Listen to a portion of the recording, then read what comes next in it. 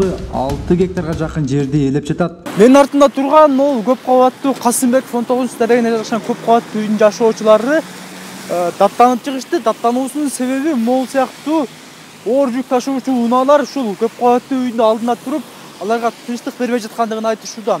Азыр биз бул жерден жолдун бул бетинен дагы ушул үйдүн көп кабаттуу үйдүн жанында узун машиналардын, оор жүк ташуучу машиналардын турганын билсек болот. Жашоочулардын айтымына караганда алар тияктагы Бажы терминалына келген унаалар ал жакка барбай, ал жакта орундук жок, жетишсиз болгондуктан айтор ушул жерге келип турушуп, бул жердеги жашоочулардын тынчын алып атканын айтышууда. Биздин кайрылуубуз мына Касымбекова көчөсүндөгү номер 19 үйдө жашайм мен. Жалпы мына шу элдин атынан мына шу элтерге кайрылып кетебиз. Биз мына 3-4 жылдан бери кайрылып атабыз. Деле бу караган эч ким жок. Мэрге деле башкадыкка деле кайрылабыз. Ушунда мына КамАЗдар коюп алып пробка болот. Тоскоолдугу мына КамАЗдар коюп коюшат. Мана ушул жерге. Анан жаңгы балдар биз жүргүнчүлөр автобуска чыгалы десек жолго чыгабыз. Баягы КамАЗдардан көрүнбөй калат. Дальний боштер болгондон кийин бул жерде таможняны баш ийет. Эми ой пикиримде айткан жерим ал жерде жаш балдар биз шаарда жаш балдар көп да. Биз небелер деле барат. Мен айткан жерим таможнянын укугуну кандай биз түшүнбөйбүз эми аны. Кандай кылып чечет? Мэрия чечеби, жол жаткан чечеби? Мен айткан жерим биз кеңири жаш балдарды мына жерде чоң жолдорун болобу, кичи жолдорун болобу, андай жолду кеңираак кылып койгон жакшы эле. Оор жүк ташуучу унаалар жашоочуларга ыңгайсыздык жаратып эле тим болбой, жолдордун сапатында бозуп жатат дешет тургундар. Мындан сырткары, ашыкча жүк жүктөгөн унаалар чоң жолго жакын жайгашкан үйлөрдүн дубалдарына коркунуч алып келиши мүмкүн деп чоочулашат. Андыктан Бажы терминалын шаардын сыртына чыгарууну талап кылышат. Килеген жүктөр менен өтөт, нари өтөт, бери өтөт. Анан мына асфальттар ирейет да, естественно. Же бул жерде оңдоп беришпесе, конечно, ошолордун айынан мындай оңкур-чуңкурлар пайда болот. Авария болсо анда таң калып коебуз, каяктан авария болуп атат. Мына жолдун баары эле КамАЗ. И тем более биздин үйдүн алдында да мындай суулар толуп кетет. Ишенесиңер, биздин үйдүн алды зак болуп кетет, биринчи этажда жашайбыз. Мына суулардын айынан. Алар дагы ушундай чогуп кеткен үйлөрүбүздүн алдында. Ооба, чогуп кеткен ошол жак биздин жолдор деле вообще страшный да, үйлөрдүн жолдору деле вообще страшный. Караш вообще невозможно. Бул КамАЗдын айынан жашоо жок болуп калды бизде негизи. Түнү саат 3-4-төрдө дырылдатып, адам уктап атат, чатагы жок, дырылдатышат. Багандай запахы чыгат бул машина жүргүзгөндө. Ол запахы мен биринчи этаждан үйүмө чейин кирип барат. Үйүм бар, каждый божий день ушу тазаламай да. Ошол бир жактарга алып барып койсо жакшы болот эле негизи. Вообще эле шаардан чыгарып кетсе жакшы болот эле. Вечный пробка ушул жол. Ошо биздин балдарыбыз, жаш балдарыбыздан коркуп атабыз. Биз мисалы азыр мектепке жөнөтөбүз, мектептен үйгө өткөндө өтө алышпайт. Ушул жердеги КамАЗдардын баардыгын дээрлик эле ушу Касымбекова көчөсүндө КамАЗ дегенди стоянка кылбаш керек жолдун боюн. Ар ким өзүнүн стоянкасына барып машина КамАЗдар туруш керек. Негизги талабыбыз мына шаардын четин, мына шаардын ичиндеги КамАЗ стоянкалар дээрлик шаардан бир 5-10 километр ары туруш керек өзү негизичи. Бирок шаардагы Бажы терминалынын кызматкерлери жол жээгиндеги унаалар алардын терминалына келбегендигин айтышууда. Терминалдын айланасында жол жээгинде кас-катар турган оор жүк ташуучу машиналердин кимдик экендигин билбестигин айтуураларга такыр тиешеси жоктугун билдиришти. Жок, бияк терминалдын эстейм бул жакта. Немеде эже айткан КамАЗдар терминалдан бир КамАЗдар терминалга керек эмес. КамАЗдар жок, тиешеси жок бул жака. Ишенбесең бар сурап көр, ооба. Бул ал жерде турган КамАЗдар бул жерде тиешеси жок. Же ал жердеги жашоочулар шилтилер, же ошол жерде ремонт кылат, же башка иши бар. Терминал ээлери канчалык актанып, анда турган унаалар бул жайга келбегендигин айтканы менен, жол жээгинде турган фуралардын жүктөгөн жүгү баардык актанууну четке кагып салат. Терминалга келбейт деп терминалдын немеси чыгып бизди неме кылып атат, бирок ушул мына турган машина терминалга келди. Мынакей турду, азыр остановкада турат. ГАИ келгенде гана жылып атат, атак ушул жерде турду. Остановкага түшкөндө мисалы остановкадан өтүп бери жака түшүп. Жадаган остановканын ордуна да машина турат да, терминалдын машинасы да ушул. Мен ойлойм. Бул жерде терминал болбогондо ал КамАЗдар келбейт болчу. Эмнеден канча ылай чыгып атат, пробка болуп атат, элдин баары билет. мэрияга башка жака канча жолу кайрылганбыз, каттарыбызга жооп жок. Ошол. Булардын актануусу азыр негизсиз эле. Негизсиз булар. Дагы бизди кубалайт даже мыналарды баарын чыгып алып талкалайт мыналарыңарды. Буларга можно да терминалын куруп алгандан кийин. Биз дагы жүдөгөн үчүн келдик, жадаган үчүн келдик. Болду ошол. Манас Ата районундагы бул терминалга биринчи жолу нааразычылык болуп жаткан жок. Буга чейин сааттап жол тыгында турган айдоочулар да өз арыздарын айткан болчу. Мен Кытайдан ташыймын, Эркештенден бул жака ташыймын. Bu tar жерде не бар, кең жерге эле жылдырбайсыңарбы? Супермаркет кургула мерди. Мындай пробка, киришиңдеги эле пробка, чыкканыңда эле пробка. Не керек бар бу жерде? Жылдыргыла ошака колуңардан келсе. Бул пробканы чечиш үчүн терминал Каратайга жылдырыш керек. Каратай тынч эле. Каратайдын неге жаап коюшту бияка коюп койгонун пробка создавать этип кириш кыйын. Тем более бул көчөдө эмес, ичкерде дагы машина киргенден булуп чыгыш кыйын болуп атат. İçi bitkom, sapçı marklı içi. Mesle yok. Buna maşinalar köşede turat. Dürtüp bu sudan sazdavat ettiler. O için bunu Karatay'a kotar perişlerin çoğunları turan ağız. Ыңгайлуу болбойт бул жерчи, ыңгайсыз бул жерчи. Bunun içi дагы ошондой. Сырты ошончолук болгондон ичин кирип көрсөңөр, içi будан дагы жаман.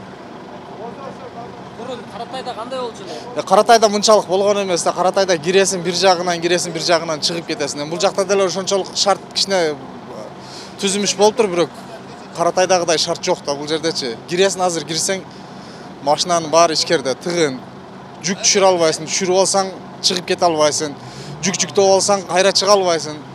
Мындагы шарттын начарлыгы айдоочуларды тажаткан жол тыгыны бир эле Кыргызстандык эмес.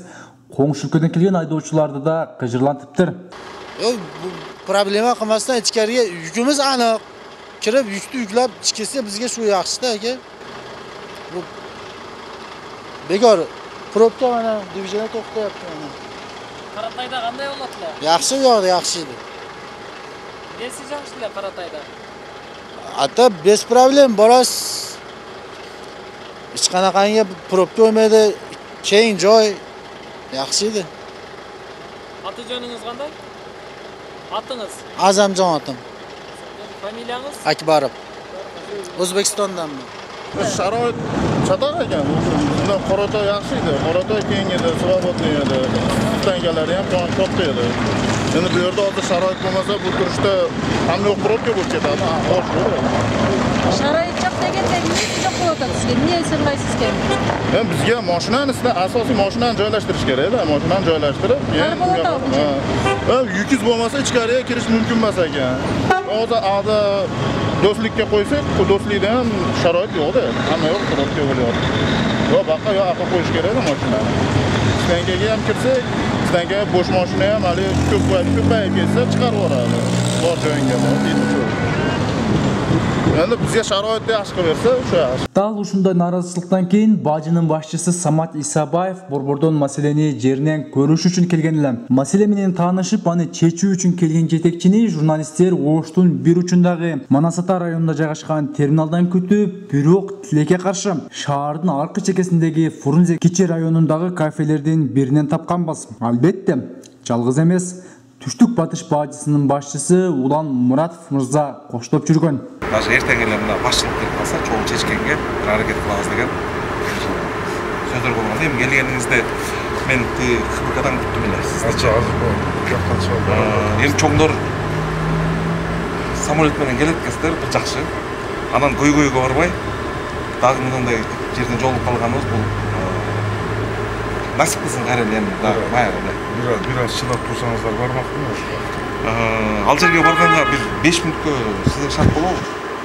5 эмес. Көзүңүз менен көрүп келгенге жарым саат ошол жакка. Бажычылар шаардын аркы четинен берки четине келип тамактанганга татыган кимдин кафеси, кандай кафе болду экен? Айтор көрөрман, ал жагын өзүңүз таразалап алыңыз. Ошентип бажы башчысы күйүүчү майды аябай эле көп талап кылган жол тандабасы менен кайра бир нече чакырымды артка таштап, шаардын аркы четинен берки четине чуу болуп жаткан терминалга келди. Садыр кылгыжышка да мен бул маселени сөзсүз толук мүнөздө жеткиремин. Жана мен дагы сиз менден сурагандай эле мен дагы мага саясий эрк бергиле. Президенттин Ош областынын өкүлүнө дагы тапшырма беребиз, могу жерин көбүнчө чечишибиз керек деген сунушумду айтам дагы, мына жерде тез аранын ичинде чечишибиз керек. Самат Исабаев мындагы терминалдын шарты начар экенин белгилеп, айдоочулар өтүп жаткан маселени чечүү үчүн жүк ташуучу унаалардын бир бөлүгүн Кара Суу районундагы Каратай айылында жайгашкан терминалга жиберүүнү Улан Муратовго тапшырган. Бул терминалды жеке ишкерлер алгандан кийин бизге толук мыңгайлуу шарттын түзүп бергенге түз өткөрүңүздөр, токтоосуз.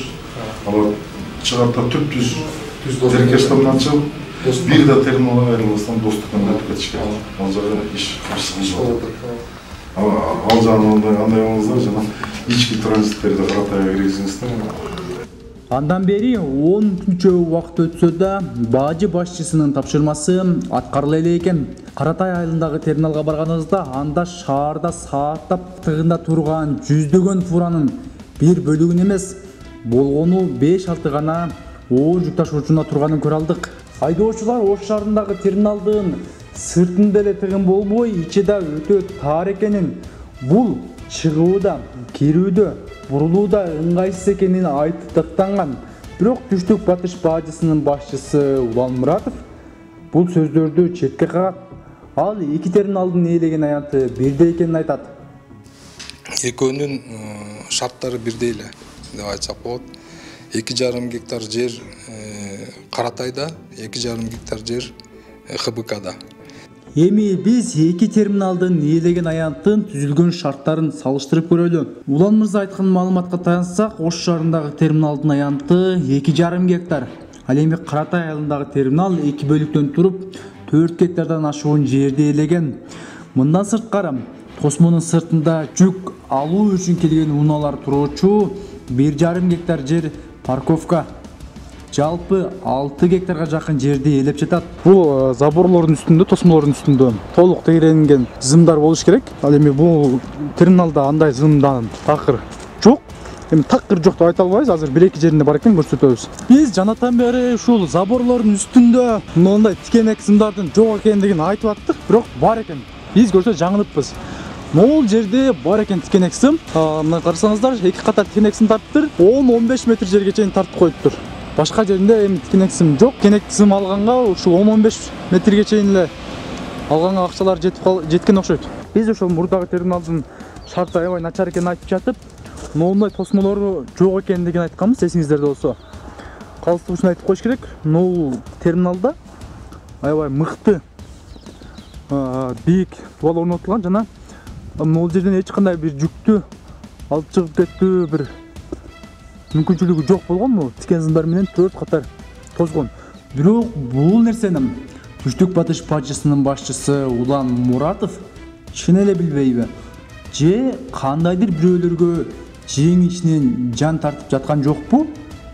Айдоочулардын, жашоочулардын наразычылыгына Ош шаарындагы терминалдын шарттары жоктугуна карабай, жүк ташуучуларды Манасата районундагы терминалга жиберип жатканы чоң күмөн жаратып жаткан жокпу сизге? Биз бажычылардан жетиштүү шарты бар, ээлеген аянты кенен бардык талаптарга жооп берген, айдоочуларды да, жашоочуларды да наразы кылбаган даяр терминал турган учурда эмне үчүн шопурларды шаардын ичинде жайгашкан чакан терминалга жиберип жатасыздар деп сураганга аракет кылдык. Бирок биз барган учурда Түштүк Батыш бажысынын башчысы да, орун басары да иш ордунда жок дешип, андагы кызматкерлер бизди дарбазадан ары киргизишкен жок.